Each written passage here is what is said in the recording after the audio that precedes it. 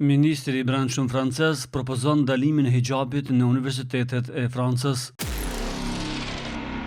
Ministri i Brendshëm i Francës Bruno Retailleau njoftoi dje se ka në plan të imponojë një ndalim për mbajtjen e hijabit në universitetet franceze. Retailleau i tha televizionit RMC se dëshiron të ndalojë përdorimin e hijabit në universitetet, duke pretenduar se ka një islamizëm që është i papajtueshëm me besimet tradicionale islame. Do të doja të shihja këtë ndodhte sepse njoh një formë të islamizmit që nuk reflekton besimin tradicional musliman. Në mendimin tim, këto janë vlera që vendosin gratë nën burrat, shtoi ai. Ministri theksoi se qytetarët musliman nuk duhet ta marrin fjalën e tij personalisht, duke shtuar që sipas tij islamizmi politik e keq interpreton fenë e muslimanëve. Në mars të vitit 2004, Franca imponoi një ndalim për mbajtjen e hijabit në shkollat fillore dhe të mesme, ndërsa universitetet u lanë të përjashtuara. Në vitin 2010 nikabi u ndalua plotësisht në vendet publike me shkeljet që ndëshkoheshin me një xhop prej 1500 eurosh. Në gusht të vitit 2023, ministri i arsimit francez Gabriel Attal ndaloi abaje në shkolla, duke e quajtur një veshje islame që shkel rregullat dhe normat shtetërore. Me 18 shkurt, Senati miratoi një ligj që ka për qëllim ndalimin e hijabit në garat sportive franceze.